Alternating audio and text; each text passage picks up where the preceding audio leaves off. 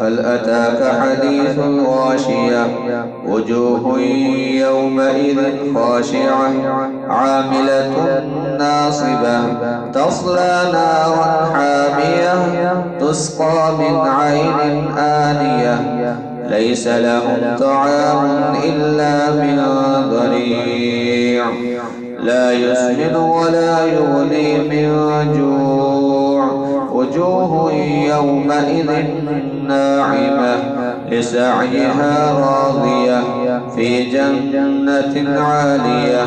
لا تسمع فيها لاغية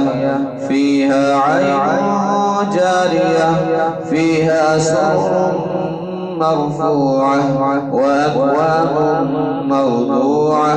ونمارق مصفوفة وزرابي مبثوثة أفلا ينظرون إلى الإبل كيف خلقت وإلى السماء كيف رفعت وإلى الجبال كيف نصبت وإلى الأرض كيف سطحت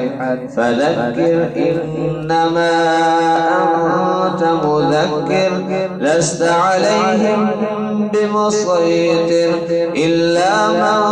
تولى وكفر فيعذبه الله العذاب الأكبر إن إلينا